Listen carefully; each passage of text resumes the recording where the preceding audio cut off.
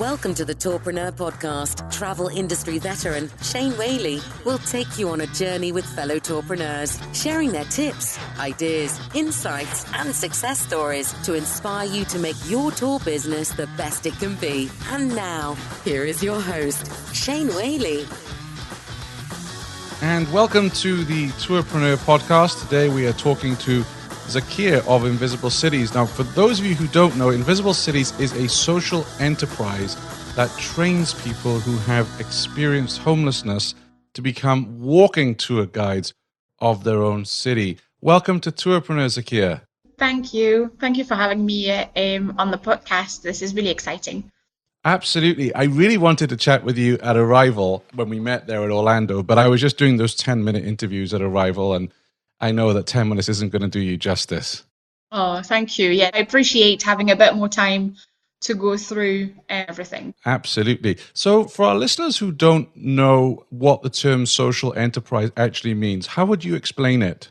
So social enterprise, I think, depending on what country you're in, can mean different things, but at least certainly for us in Scotland, it's a hybrid of two types of organization, a charity or an organization led by a social mission while doing business. So Invisible Cities being a social enterprise, it means we are a business like any other type of business. We trade, we make profit, we pay business tax and all of this. But at the same time, everything that we do is around social impact. So we support people and we put 100% of our profit into the social mission, which in our case is to support people who have experienced homelessness and break down the stereotypes that exist around homelessness and support our wider community. So it would be an in-between between a charity and a corporation.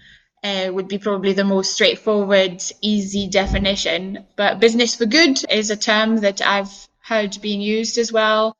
And social business. Yeah, everything that we do is not based around profitability or any of that. Everything that we do in our case is based around the people that we work with. So sometimes it means being less profitable or less kind of performing on certain tasks because we take a bit longer. We put people at the center of everything we do. So how did this all get started for you? So the beginning of the story is that even though I come from France, I live in Scotland and I have lived here for about 11, 12 years now. And I used to work with other organizations, charities mainly, that support homeless people experiencing homelessness around the world and a bit in Scotland. People like The Big Issue, which for those who don't know is a street magazine. So people who have an experience of homelessness can sell a copy of The Big Issue here in the UK and they get half of the magazine price for themselves. So I saw loads of different kind of initiatives and companies and charities. And it was very much my first experience working with homeless people. And I didn't really know what being homeless meant. You know, my background is in social work or social support. It made me realize that loads of people had loads of different stories and that everyone was unique.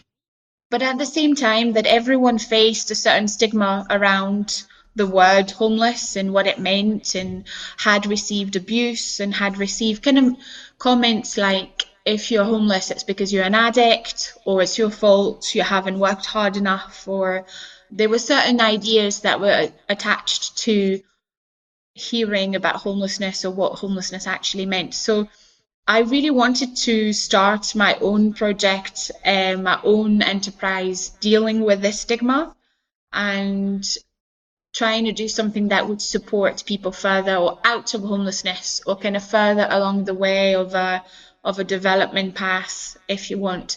In 2015, I went to Greece.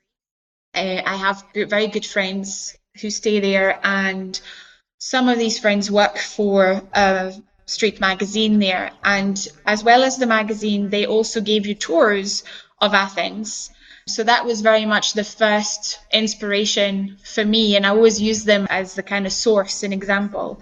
I really enjoyed those tours and I really enjoyed the stories that I heard. So from then on, when I came back to the UK, I really wanted to do something similar. I never really thought that Invisible Cities would be a company in its own right. I thought, if I can empower and enable another organization to do the same, the big issue here, or even a charity or an NGO, whatever, a group of volunteers to start walking tours in the city, then I will be really happy. But unfortunately, everybody really loved the idea, but nobody had the resources or the capacity to do it. So from this spark of an idea to help someone else do it, it became quite obvious that if I wanted it to happen, I needed to lead on it. I started researching different models, and that's when I put a plan together to start a company called Invisible Cities. It was a mix of loads of different influences and projects I'd seen around the world. And for me to be inspired by them, that's what it took to kind of start Invisible Cities here. I get asked all the time, how did you start kind of making those first steps to make it happen? And the first thing I did was to talk to as many people as I could about the idea and what they thought and how we could shape it together. 99% of the people I spoke to, I still speak to today because we still work together.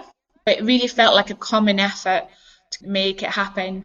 I've benefited a lot from advice and support from other organisations, whether it's to recruit guides, to train them, to support them, to sell tours, or whether it was for my own leadership skills or my own sometimes mental well-being, on all different aspects of creating Invisible Cities. We have listeners, believe it or not, in 110 countries worldwide. I was just looking at stats for this year of 2019. The show has been downloaded 25,000 times.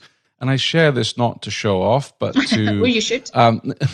But because I know that there are a lot of people who listen to the show who are what I call tourpreneurs in waiting. They haven't quite made the leap yet, or they're running their business and they're like, yeah, I want to do more for my community. We want to be sustainable. We want to help. So your words today, I'm absolutely convinced, as they did at Arrival Orlando, inspired a lot of people. And I think there's a lot of people who can listen to the show today that want to do something for the community, and they're kind of unsure how to go about it. So can I ask you then, so you got some good advice, you wrote your business plan. What were some of the other barriers that you experienced, and how did you overcome them at the start? I don't come from a business background at all. In my own personal life, I'm one of these people, if I have $10, I will spend 11. I don't save and I don't. So the business element of it was something that I had to learn as I went along, and putting a business plan together and a cash flow and, or even an ask for people to support us. All of these things I made up as I went along and made loads of mistakes and kind of went back on my proposal. So that was the lack of, I guess, knowing and knowledge was a kind of barrier.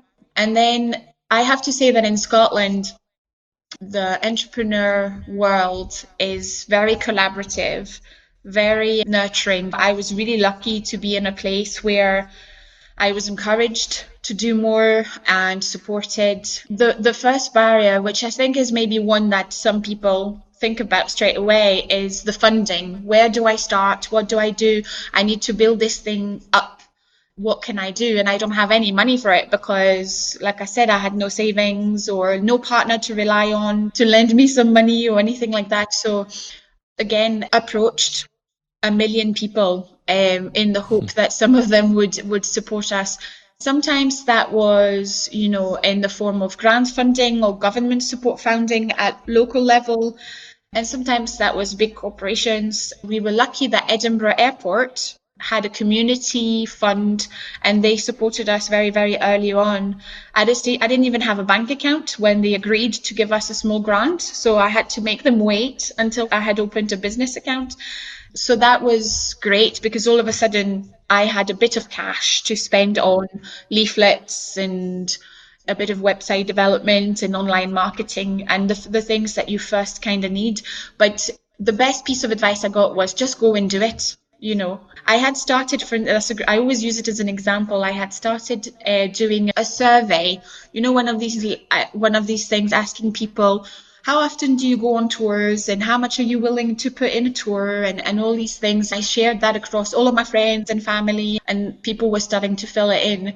Then I spoke to Craig, who's my ex-boss and still to this day a great mentor of mine. I said, oh, what do you think about that? Would that information be valuable for anyone wanting to support us in the future? And he said, no, drop it.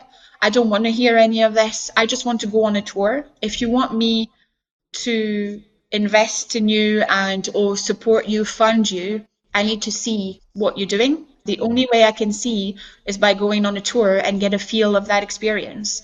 So he said I would drop all of this and just start working on actually making it happen, start recruiting people, even if it's just one, and then have your first tour, and that will start the ball rolling. And he was right. I think the minute we had our first tour, it was a lot easier for people to understand what we do, how we work, who we are, to get a feel of the company and of our ethos. So maybe a big barrier was the lack of confidence, or that final push to go and do it, and all of a sudden not sell the idea anymore, but make the idea happen. Once we had that first round of training and that first tour on the ground, then things changed. So how did you go about recruiting tour guides? In the first instance, I just spoke again to as many people as I could. Some of them thought I was crazy, but I had made all these connections with charities, soup kitchens, organizations that support people with an experience of homelessness in loads of different ways. So instead of speaking to the people in charge of these organizations, I spoke to people who were benefiting from these organizations and started recruiting a first group of 4 people for our first round of training. One of them, Sunny, is still with us today, so he's doing well, and he's actually going to be speaking at Arrival in Berlin, so that's really exciting. But I was incredibly lucky that these people stuck with it, and it's a bit like you take a bet on it as well. I just went to loads of events and loads of different things where people were giving out food or, winter hats, and said, would you consider being a tour guide? And what was the response like, Zakia, because that's a random question to get from a girl that some of them had never met before. Some of them were like, absolutely not. No, like, what is this? It's a crazy idea. And some others, like Sunny, for instance, were like, absolutely, I love chatting to people. I've got great chats. I can do this. And I really tried to also be really honest with it, and say, you're not going to become a millionaire out of this, because you're only going to do as many tours as we're able to sell. And we're only starting. And so I try to set expectations from the very, very start.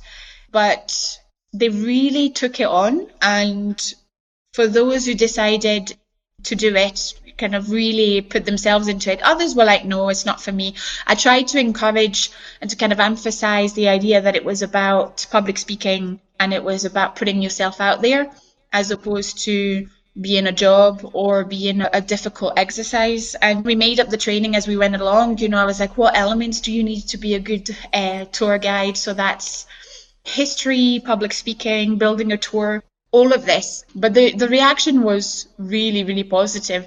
And recruiting guides in any given city is the hardest thing, I think, because when we did the same in Glasgow, and we organized 2 rounds of training and nobody turned up. No one. People liked the idea and they would sign up and they would say, yeah, I'll come Thursday at 2 p.m, no problem. And then on the day, nobody was there. So I had to knock on doors and say, why are you not here? And people were like, oh, I'm too busy. People committed to the idea but didn't commit to the thing. And all you need is one person to actually do it. And now I don't know if it's the same everywhere, but in our communities here, people who are experiencing homelessness, it's a really tight group and community, and people know people from different events and things. So they'll now in Edinburgh, for instance, we don't recruit. People come because they've heard it from our own guides or our own trainees, so that takes care of itself. But I always try to be really honest in everything that I do, and I think that's how people reacted. They were like, okay, I get what you want, and no, it's not for me, or yes, I'll give it a try. What I particularly admire in you, Zakia, is that honesty. And, when I heard I actually was unable to attend the session because I was interviewing, but I watched the video that Arrival kindly put out. And you said, to quote you, bloody hard to train tour guides. And I really love that authenticity because, a lot of us want to do things in the community, but, it's challenging. So not coming from the tour world, as it were, how did you come up with a curriculum of things that tour guides would need in order to make the tours successful? It's the biggest question of them all, I think. So again, I made it up when I started. I had approached another organization that does a lot of educational things because it was really important that the guides or the trainees, even though they didn't end up becoming guides with us or touring a lot or doing a lot of things, would gain certain things from it. They were investing the time and the energy into this, so I wanted them to come out with something useful. I had approached another charity and we took on some of the modules they already had, which was customer service and public speaking. We watched a lot of TED Talks, for instance, in the first few days. And that changed as we continued moving forward, as also we got a better understanding of what a tour actually was. And we went to other professional guides and said, what do you think we really need? And I remember somebody saying, you need to learn how to cross the road. And as a French person, I just have no rule when it comes to crossing the road. I'll just cross anywhere at any time because I own the road, So you can't do this because you're in charge of a group, just very practical things.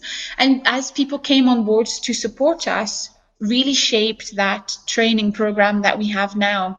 And then that was through professional guides, like I said, or also corporates, other companies that came on board and said, have you thought about delivering something around travelers' experience and what that means or how reviews work? So it grew as we grew along, and being flexible was really, really important. And a big part of our training is that our tours are scripted by our guides themselves.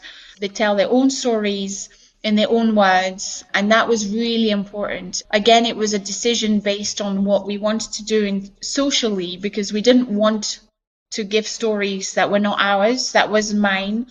What I mean by that is I didn't want to put words in their mouths. So it may all be good in the world that I want to break down the stigma around homelessness, but if they don't want to talk about their personal experience of homelessness, that's totally fine. It was important that we respected that. So that came through empowering them to do this and for people to be comfortable enough to script those. So working in collaboration with others is what shaped our training. So in countries like Scotland, it was the Storytelling Centre and other guides, university teachers or tutors, who came on board and were passionate about one thing, and they were kind of passing that passion along. So that's what really helped. Never miss an episode of the show. Subscribe at tourpreneur.com/subscribe. How helpful were the Scottish Tour Guide Association? We haven't really worked with them in depth. So we have certain different types of guides here. And when you're a Blue Badge guide, which is a very in-depth training, you have to do other tours as part of your curriculum. So now what started to happen is they come on our tour and they volunteer their time with us to mentor our guides. One of them in particular is the person that we're trying to work with on establishing supported places onto their courses. And I spoke a little bit about that at Arrival, but it's been hard I think it's also where you put your energy and how much time and you have. So they are a busy organization, and we were a very, very small one-woman band when we started. So we haven't really fully developed our relationship, shall I say. Well, after this episode airs, I'm sure they'll be calling you because, Absolutely. I'll wait for your call. That's right. Yeah. And I heard you say in your talk that some OTAs had come in to help you with training. So was that Airbnb and Booking.com? Yeah. So Airbnb only had Airbnb experiences in London until March 2018. So I contacted them and said, I know you're looking into Edinburgh as a second location. Here's what we do. I would love to be an Airbnb experience. And they've been absolutely amazing with us and helping us develop our product into an Airbnb experience for those we already have. And when we go to other cities, what that looks like. The head of Airbnb experiences for the UK, he came on a tour in Leith, so in Edinburgh, and really liked it.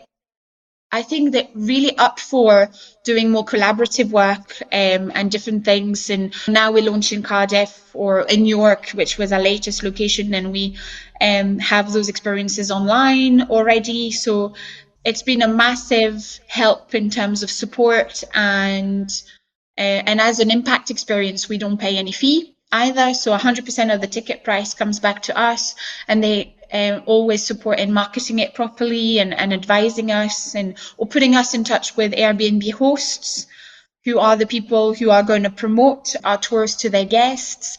Booking.com came about in terms of corporate volunteering. They wanted to do something, and they have a lot of staff, especially in certain cities like Manchester.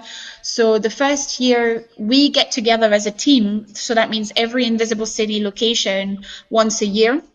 And we started this last winter, so in Edinburgh, because it was home and it was easier.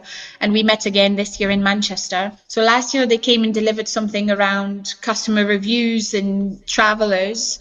And how we cater for them as opposed to any other customer relationship or customer service situation. This year in Manchester, they welcomed us for the day in their amazing training venue, really looked after us so well and did a lot of things around conflict resolution. So how do you deal with more difficult customers? About confidence building, and their staff delivered that to us. And they really want all of their staff to come and volunteer, but I was like, unfortunately, I don't think we can manage all of that. But whenever we need something, we have a telephone number we can call and say, could we maybe look at developing something together? You know, we were talking about doing something around leadership for our own team by some of their senior staff members. So again, they're pretty open to collaboration. And that's amazing coming from such big companies as well. It goes back to what you said at the start of our conversation, though, you know, without getting political, because I think we've all had enough of that the last few weeks. But the capitalism, the economy, our systems do come in for a lot of, sometimes quite rightly so, criticism. But there are businesses like yours and Airbnb. I wasn't aware of the impact program until you mentioned it at Arrival. I thought, wow, how cool that you're getting 100% of the ticket. Wasn't aware of that. And Booking stepping in and helping you. And there are organizations out there that really, you know, not just paying lip service to helping in the community, but actually committing resources, money and people to help. So it really warms my heart when I hear stories like this. I really believe that people do business with other people. So they don't do business with other businesses. So when they come and speak to us, and that's why, again, going back to honesty, I try to say, no, I can't manage 4,000 of your staff members coming and volunteering. No, we don't need another webinar on doing this because we don't have the capacity to implement it. But what we really need is a couple of people coming on half a day to support us with that. I think with anyone out there trying to engage with, whether it's a big company or any other, I think anyone else or anything else, if you give clear direction, it's a lot easier for them to say, yep, okay, I'll do this, no problem, I can do this. Because it's a bit like, you know, you see the scripts and you know whether or not you can fit within that. So for Booking.com, we were able to say, we need a half day and those are the skills we need developed. What do you think? And they were able to come back and say, yes, okay, that's how we'll develop it. And I think there's a lot of eagerness and willingness to do that and to do something good as well in a way that's easy for them, because ultimately for their staff, it was only half a day. And it was a fun day because they were not behind their desks and they were doing something a bit different. So, you know, it's a win-win. Absolutely. I want to take you back to, if I may, the very first tour. I presume you went out with the tour guide, the very first tour that you put on. What was that like for you? I didn't go on the first practice tours. We had a team of volunteers at the time, including my sister, who gets dragged along in everything that I do. She went on the tour and she gave me a pretty honest piece of feedback about it. And then I went on it, and I know the journey that people go through. And I met them, especially at the time, I met them at the very start and then during the training and then afterwards. So I felt really proud of the accomplishment and that journey that they had gone through. That kind of, confidence that they gained, and the fact that they're not fazed by speaking in front of a group of 10, 20, and that's an incredible feeling. It makes it all worth it. All those bloody hard moments, like I said, are definitely worth it. Sometimes I go on tours like these days, and I'm amazed how good they are and how good they are, which is, I don't forget, but tours evolve and guides adapt, and again, it's the same idea that day in, day out, I know the struggles that some of our guides still have, some of the issues. So when I see them do such an amazing job, it makes me really happy to have started this journey, and it also grounds me to remembering why we do it, and why we work so hard. And similarly, when the experience is not so great, it also reminds me that there's a lot of work to be done. So I did go on a tour with a girl who's currently training, and there always comes a point where guides will say, I'm ready to tour. I can take anyone, any group, that's fine. So what we do is we run practice tours with various groups, and instead of paying, they pay us in feedback. So she did that, and it wasn't great. So it was, again, an incredible experience, because I was like, no, it's not so good. But we also have the backup and the feedback to explain why and what we need to work on. What advice do you have for other tourpreneurs out there that have to give that kind of feedback to a new tour guide? Honesty. I try to be as honest as possible. And it depends. It's a bit like being a psychologist. Some people are questioners, so whatever you say, they will want to know why you say this and where it comes from. And some others are pleasers. They want to please, especially someone like me who's the boss, who they see as the boss. So they'll do anything that you want them to do, or they'll say yes to anything. So you kind of have to understand who you have in front of you and then provide the best feedback for them. What I find very, very helpful is when the feedback doesn't come from me. So the fact that we have external guests coming on the tours, and we use, again, volunteers, corporates, companies, they want to come and help. And we say, actually, we have this person in training. It would be very helpful if you came on a practice tour. So it's not going to be perfect. Don't consider that this is one of our Invisible Cities tour.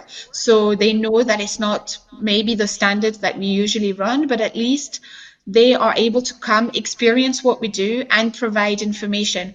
And having this information, which is external, is a lot easier, because all of a sudden, those are not my opinions and my words, and people take it a bit less personally. So I would say having that external verification is really, really important. And comparison. A really big thing for us is tours go on each other's tours. So they're able to say what people are good at that they may be not as good as. Maybe somebody has really great jokes, and so all of a sudden they're like, oh, maybe I should include more humor in what I do. Others retain dates a bit better. Everybody gets to see what their personal skills and strengths are, and that's really helpful as well, because they inspire each other. So you were achieving some success in Edinburgh. And at what point did you decide, because it's a lot of work then to scale up, and you're in, is it 5 other cities right now? Yeah, 4 other cities, so 5 total. 5 total. When did that decision come about? A great story, and I always say it, is when starting to think of a name for the company. I had gone for Invisible Edinburgh, and I was part of a business program. As part of that, I had a coaching session. And Claire, who was the person I was talking to, said, no, don't call it Invisible Edinburgh, call it Cities, because one day, maybe in 10 years' time, you'll want to go to other cities and you'll be stuck with a name because you'll be stuck to your city. And that's the best piece of advice I ever got, because I'm really glad that I listened. So in 2017, somebody, Alice, who was a student at Manchester University, came on a tour in Edinburgh. And she was very much wanting to do something in her community, and asked if there was something similar that existed in Manchester, and if not, then what could we do to make it happen. So it happened to us, as it happened to me, as opposed to us actively going into another place. She volunteered on making Invisible Manchester happen for a whole year before we were able to get a bit of grant money and a bit of funding to kind of start things rolling and to employ her. So she was the driving force behind making Invisible Manchester happen. And if it wasn't for her, then it wouldn't have happened. But the university was very supportive as well in providing tutor time and, a photocopy machine and a bit of funding as well for that. But recruiting was very, very hard in Manchester. So after a whole year of efforts, last September having a conversation and saying, okay, we will give it one last go. And if not, then we will park it, because we can't seem to recruit anyone. We can't seem to gather enough momentum. It's not working. And maybe my efforts should definitely be put somewhere else. And then it all happened. I really believe in putting things out there. And the moment you start speaking about things out loud, then they happen. So I remember saying, you know what, I'm putting it out there into the universe, that we will give this one last chance. And if not, then it's not meant to be. And somehow, somebody who had started the training and had disappeared came back and was finally ready through his own life to kind of take the step forwards to commit to this. And then she dedicated a lot more time to this. She graduated, so she had a lot more time as well because she didn't have uni anymore. So there were a lot of things that fell into place. And through that, it really kind of took off. And the moment you have one, it's easier to have 2, 3, 4, because people feel inspired by that. So they want to come on board and create Invisible Glasgow, Invisible York, Invisible Cardiff. You just need the one. Same with the guides. Well, like I said before, all you need is to find one person to inspire the others. It's very similar in replicating and scaling to other places. But I think the only credit I can give myself is to have been opened to the idea and to have been kind of welcoming with that, and to welcome her into making the idea happen, not to have been too guarded around either the idea, the concept, or the way we do things. I was like, no, let's work together, absolutely, try to make it happen and see what comes out of this. Thankfully, what came out of it was our first kind of other location than Edinburgh. I was looking at your Edinburgh tours because I lived in Edinburgh for a couple of years in the mid-90s.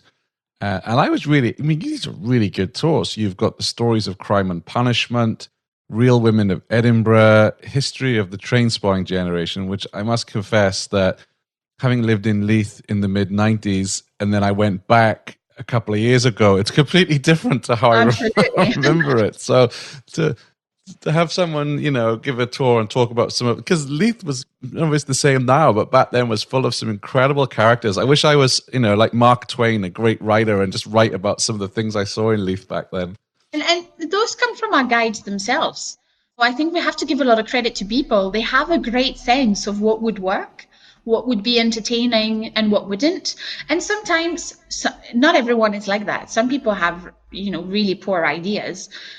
So our job is to direct this the best way we can. So in York, we have the railway history, we have Guy Fawkes, we have a family-friendly tour. So people are super creative and want to do something that's entertaining. And when people have no idea, then we just replicate what we know works well. So a crime and punishment tour. But again, I feel really, really lucky that we found guides that had personal connections with these places. So for the Leith tour, our guide Paul used to own a cafe. That was the first cafe where you were allowed to smoke cannabis in Scotland. So, which got shut, and he had loads of problems with it later on. But it makes for a great story. And the other day, this is a true story. We went to the pub for a quiz, one of which we do a lot here, quiz night, and you win a prize. And he was one of the questions. What was the cafe, in Leith?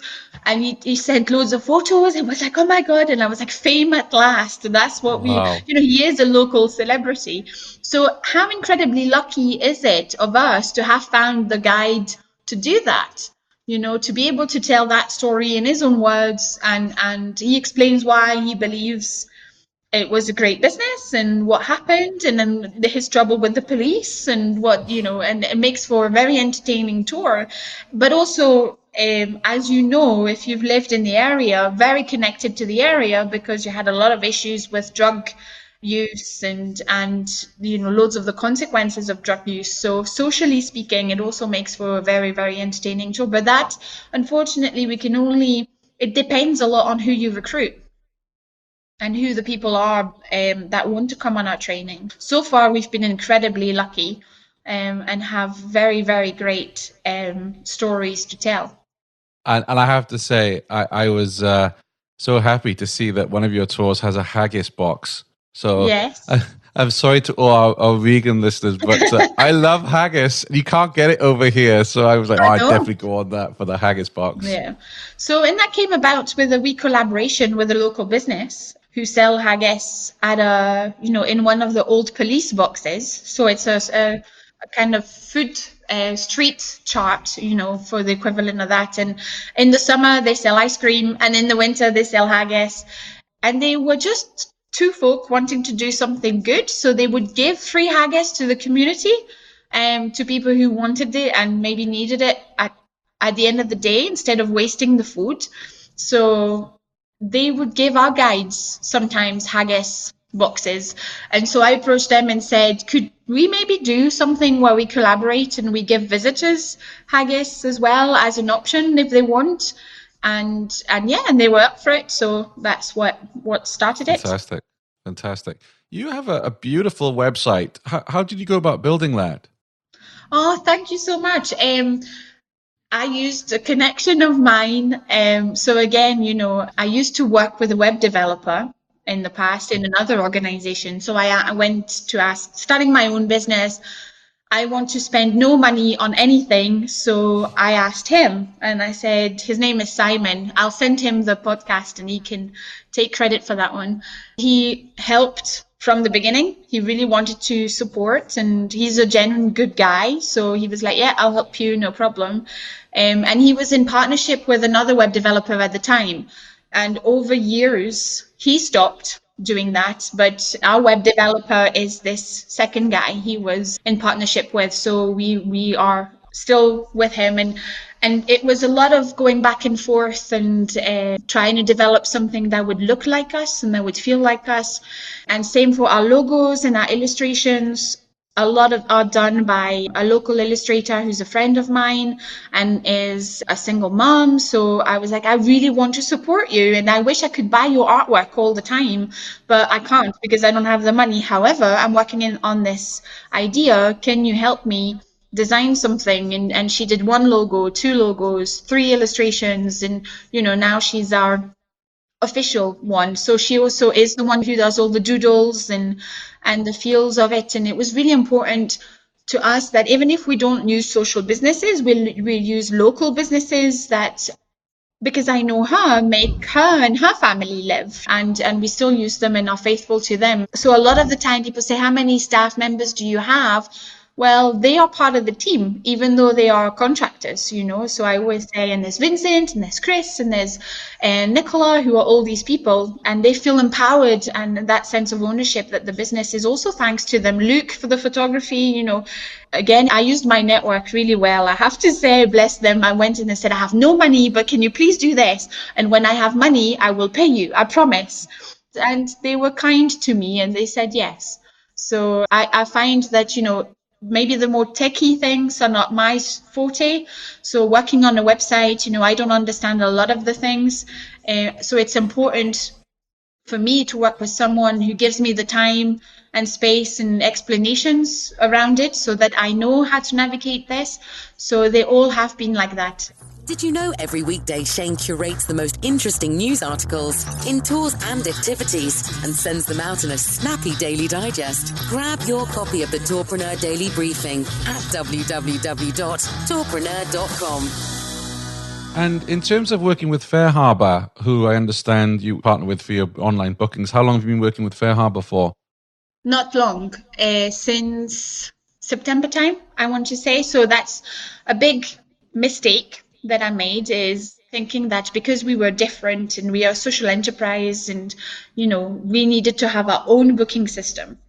So one of the pieces of the brief to our web developer was to build our own booking engine in the back end. So you can imagine the amount of work and skills and all of that was needed. And he did a brilliant job, but a lot of the things took a long time and didn't work, and took a lot of attempts for us to realize what we actually needed.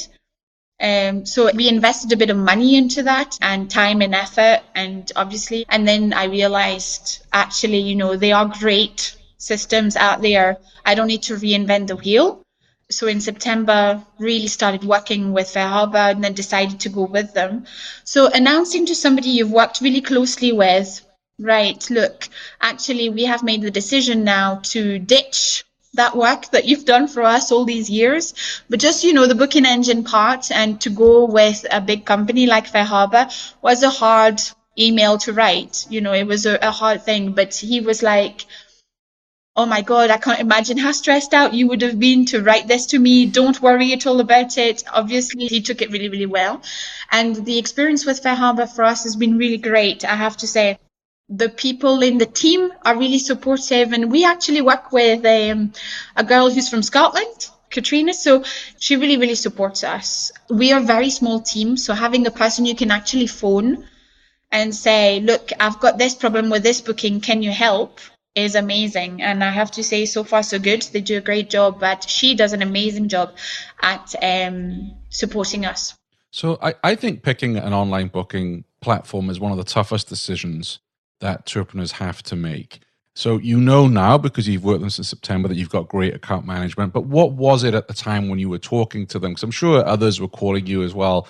What was it about Fair Harbour that made you think, yeah, this is the company we want to work with?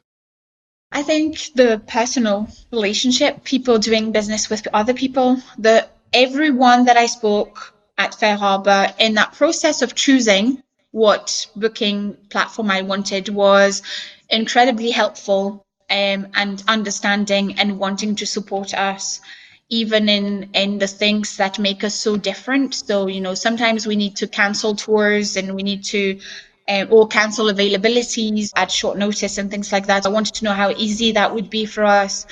They were quite understanding, so that was a massive bonus. Another element for us is we priced our tours quite low when starting and have had to go up and up and up and up a little bit. And there are still some conversations within the team whether or not we should charge more. So I was like, I don't want to add the fee within the price that we indicate. So their pricing model also was a big part of it. And then I just went with it. So I think how easy it was. And one of the things, for instance, I said, if I put you in touch with our web developer, can you integrate things? Like, do you need me? Like, I don't want to be involved in this because I don't understand it. So I don't want to be involved in going into the back end of our organization. Like, if I just pass you on to Chris, is that okay? And they were like, yeah, absolutely. So that journey as well was a great, was a factor as well in choosing them. Sure. And are you working with any OTAs? So TripAdvisor, Viator, Expedia, but like a lot of other operators, it's hard and it takes time, which I understand is a common piece of feedback. Who would you say gives you the most bookings, or what channel gives you the most Most bookings? booking. Well, it's interesting because Airbnb experiences last year was about 20% of our overall bookings alone. So that was a lot. And they gave us a lot of bookings. So last year I would have said Airbnb. But right now we do a lot more direct bookings via our website, our own marketing, and our own kind of directly to customers. So it depends on cities. In Glasgow, for instance, we sell a lot on TripAdvisor for some reason. Airbnb experiences at the moment, I would say. We also spend more time on it. I think you only get what you put in.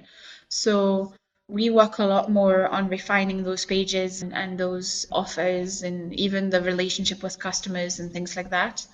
That works really well for us. But Urban Adventure as well has been, I met someone from them last September, and then we came on board for Edinburgh. That's coming together finally with a tour. So that's next year is going to be, for 2020, is definitely one of the first pre-booked. We have a lot of pre-booked tours already, and they account for a big part of that. Through Urban Adventures? Yes. Fantastic. And I asked this question because Olga, who's also in Edinburgh, runs Cobble Tales, which is an architecture tour, had this challenge that a lot of tour operators have, that her tours are quite specialist. And, how does she work to get her tours discovered? If someone's in Edinburgh, they do Royal Mile tours and Whiskey Trail and stuff, but they don't know there's this architecture. And I imagine it's the same for your Leith tour, for instance. I think this is the big challenge throughout, that people look for those kind of lighthouse products in a city. So very intrigued to hear how you're becoming discovered by people who are visiting Edinburgh, for instance. It depends a lot on your city. Edinburgh is very competitive because you have 1,000,001 tours available. Yes. Of everything. Every company offers you a Royal Mile tour. But then in cities like Glasgow, you have a lot less tours. And then I believe it's about thinking out of the box. So we do a lot of community events, for instance, that attract the public in a different way. So for instance, every last Saturday of the month, we run a street barber project, which is more related to our social mission. So we give free haircuts and shaves directly from the street to homeless people, to homeless men. And we do this from a police box. So we do this from a tiny little venue directly on the street. We have massive banners, massive things. We do teas and coffees on a very busy street where the footprint is really high. So for us, it's a clever way of marketing our tours through the social good that we do, because everybody that stops and says, well, are you giving people haircuts? We say yes, because we are part of Invisible Cities and that's what we do. So we do pampering events for women. We collect a lot of donations of toiletries, sanitary items from moms, from women groups around the city. And they don't know about walking tours, but now when they are looking for one, they know about ours for sure, because they have collected toiletries in their workplace or at home for us.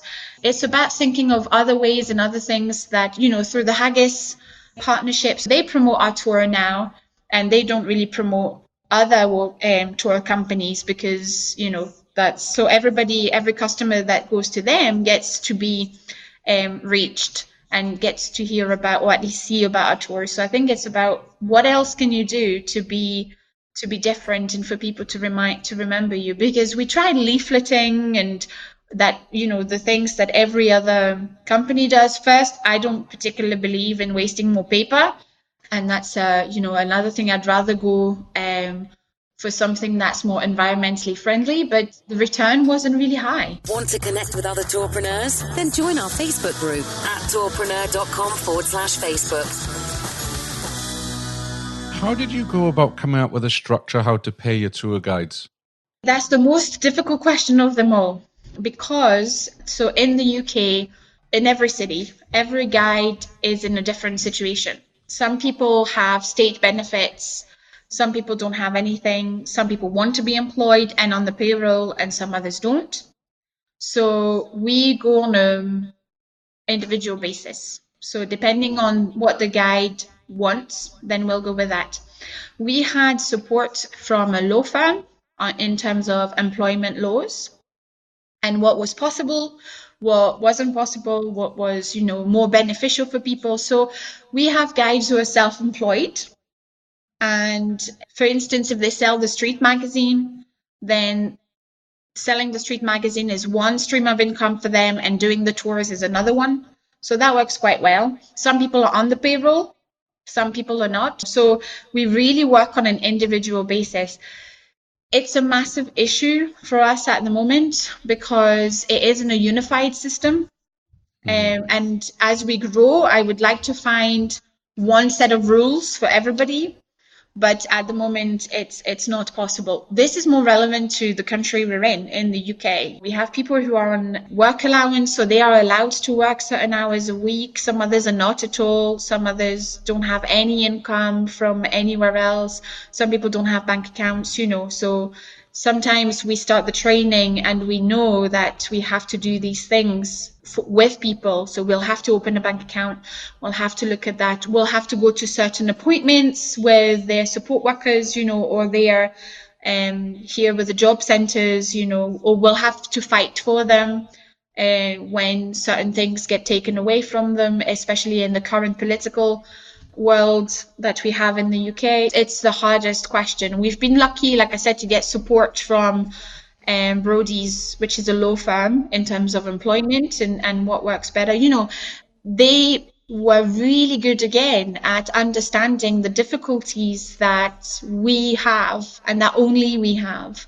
That for some people it's not about the income, it's about the support that they can receive.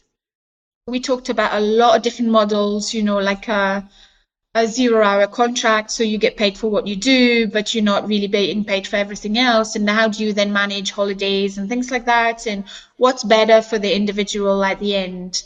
And that was what was important to me. So that we worked in a way that was flexible enough, but that was always right by the people that we work for. And I think what I'm getting from you is I hadn't thought that through for our listeners who might want to replicate what you're doing in their particular country, is to go find out what the legal situation is. Because Absolutely. Obviously you don't ever want one of your tour guides to lose benefits, that they may be on because they're working for you, etc., or they're not declaring it because they're, come on, we're all scared. I'm scared of the tax man. I don't want to tell him anything. And ultimately, it's also this fine line between support and doing everything for people. Yeah. You have to own your responsibilities within your life and so make the decisions that are right for you. And sometimes that decision isn't to go and work, or I think it's everybody's different, and like you say, it's finding the right. Some people prefer to volunteer, and that's okay, but then we need to support them into gaining employment, full-time, part-time, if that's what they want. It's the hardest question of them all. I know legislation is different in different places, so having legal support is really important. But even with legal support, it's such a mess, that it's such a complex area that, when you have people who are self-employed and need to do the tax return, and when literacy is a bit tricky, then how the hell do you do tax return? I was self-employed in the past and I found that quite hard. So absolutely, it's about providing that support. I've got 2 quick questions before we wrap up because I want to be respectful of your time. First of all, so you work incredibly hard. I know you're motivated and inspired, but you must get low points as well where you just think, what am I doing? How do you keep yourself motivated? So, who motivates you? Who inspires you? I think other entrepreneurs, other social entrepreneurs, friends and family. My mother really inspires me and motivates me. And you're absolutely right. In our world where we promote a lot what we do, I go and speak to different people all the time, and I show you an Instagram version of what we do and what my life is, And I was in a very, very busy period traveling around, to Florida, to Lithuania, to London, to different places. And people around me, even, friends and family, see that and see the jet setting life. And they're like, ooh, it's really great. And again, I have to be really conscious of moments when I feel down or feel, tired or demotivated. And I think it's talking to others who feel the same, make me feel not alone. Yeah. I look at my mother, who is a single mum, and she had many struggles in her life. And I often think, if she got out of that, if she survived through it all, I can survive through this, that's okay. And she's also the most humble person. She just thinks everything is so normal, So my sister and I have to remind her that it's not. Sometimes I look at that, and that's a great strength of or pool of inspiration for me. And I have a coach. I mean, she sorts out my whole life, not only my work life. She's incredibly, motivating, and obviously provides you with tools to be more peaceful and mindful. And I'm really into this now, which is the thing I grew into as I started my business, which is mindfulness and being thankful and pause and being in the moment and start manifesting things. It's kind of provided me with a lot of peace and with a lot of strength, and not being jealous of what other people would do, or not being angry about certain things, or not letting it eat me up, which is a thing I only came into because in the past I would be very aggressive and very angry at things. So I think whatever, for me, that really works. Now I'm trying to, I was like I said, in a period where I was really tired, and I realized that I hadn't done any mindfulness or anything in at least a couple of months. So I think I really need to go back to that. I think what I'd like to do later this year in 2020 is to have a roundtable on the show about this subject, because there's a lot of stress in using mindfulness. And I think a lot of tourpreneurs have tips and techniques and podcasts and apps that they can recommend. And I'm very big into our mental health. And I'm really hoping a lot of our tourpreneur listeners take some time out during Christmas, if they're not running tours, of course, just to relax and recharge the batteries and like you say, live in the moment and be appreciative of it. So we'll do that later this year. My final question for you is, you're building up a huge amount of experience in the field, in the trenches, in what you're doing. And I heard at Arrival, a lot of people came to my booth and they're like blown away by your talk. And they're like, yeah, we want to do something like this. We want to give back. We're not sure how.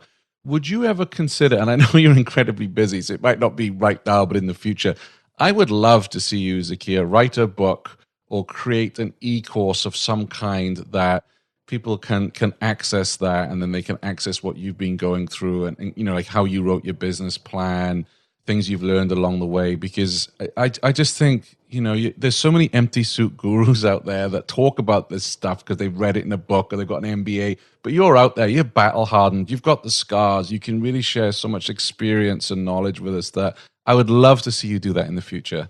Well, that's a brilliant idea. So here we go. I think you and I can keep talking about this because I would love to see where that goes. I think, again, thank you so much for thinking all of that and saying all of that out loud. I think a lot of people say, oh, you're really generous with your time and what you think and what you believe in. And I really believe that ultimately I only got to be confident enough to start my own business, to go out there and do it, and to learn the things I learned because others told me that it was okay and supported me into doing this and taught me along the way. So if I can do the same for other people, whether that's, the other tourpreneur to take time off and not work, on your business in your holiday home, but to actually have a holiday. Or if it's inspiring somebody to do a business or whatever, I would be super happy to do that and honored. And I would love to do that. I think you never set up anything to be an inspiration for others, and I listened to the 10-minute Espresso podcast the other day, and where somebody cited me as an inspiration, and he was lovely and very kind, worded, and I was like, oh my God, I was excited for the whole day, about this. Torrin and Alice. Absolutely. So, it really touched my heart, and he said such lovely, lovely words. It was really great, but you never set up to do anything like that. If that happens along the way, then that's great. but I never really started anything to feel like I'll become an inspiration for people. No, but that's why you're authentic, and that's why people actually listen to you, because you're not one of these gurus who's out to make a ton of money by doing this. My bit of advice for you is, and I'm sure you might be doing this anyway, is to journal each day things that you're really happy about, maybe some issues you've had. And because I find, in my corporate life particularly, that you're just constantly firefighting. And at the end of the year, you're like, okay, I achieved this revenue, hired this amount of people, promoted X amount. But you forget about the day-to-day firefighting that really makes you learning. And we learn by kind of osmosis. But when I started journaling every day about, how was today, what went well, what could have gone better, and things like that, I just had this, journal full of ideas and information that I think if you were to do that, you could come up with a course that you could sell in the future, because then you can use that to generate profits to put back in the business or donate or whatever it may be. I mean, I really feel that, like I say, I can't say it enough. You're in the trenches, you're in the front lines, on the front lines rather, and people would pay for that experience. Well, thank you. I appreciate it. And I think it's a great piece of advice. I'll start thinking into that and looking at that. And I think also, we don't have anything figured out. I think, a big piece is a lot of the things I still make up as I go along. I just say it with more confidence now. You're right in that what I love about the whole tourpreneur world is the majority of people I speak to didn't go to business school, don't have MBAs. They have a passion for a topic, and they go out there and create a tour, and they just crash on and learn as they go along. And that's the beautiful thing about what we're doing in this industry. We're making travelers really happy by their experience. We're able to hire people, contribute to the local economy. And, there are hotel schools. You can go to Cornell here in the United States or the hotel school in The Hague and learn how to run a hotel. But there's Trip School that Mitch runs, and Kelsey Tonner has a course, but there's not much that's out there to really educate. We kind of learn as we go along, and that's exciting, but also really frustrating. So again, with what you're doing, if you were to put it into a course at some point, I think people would be really happy to pay and study with you. Yeah, so here we go. That'll go into my business plan. Fantastic. From now on, a new stream of income. Yeah, absolutely. Excellent. And as we wrap up, I would urge all of our listeners to help Zakia by going to invisible-cities.org and retweeting to your followers, Instagramming, Facebooking. Let your friends know, particularly any who are going to the 5 cities that Invisible Cities are operating in, that these tours are available. And not only are they really fantastic experiences, but putting your money towards good. Yes, absolutely. Fantastic. Well, Zakia, I thank you very much for coming on the show. Will you be at Arrival Berlin? Yes, I will be. Look, like I said, one of our Edinburgh-based guides, Sunny, is going to be speaking. So It won't be me on the stage, but I'll go along with him, and I will attend the whole conference. So will you be there too? I am hoping to attend, yes. Okay. So I look forward to seeing you there. Maybe we can have a little catch-up as well with you both for the show. Perfect. Yeah, absolutely. Wonderful. I would love that. Thank you so much for having me and all the very inspiration to do more things and the interest and support. Thank you. Thanks for listening to the Tourpreneur podcast. Be sure to visit tourpreneur.com to join the conversation and access the show notes, including links to the resources mentioned on today's episode. This is Tourpreneur.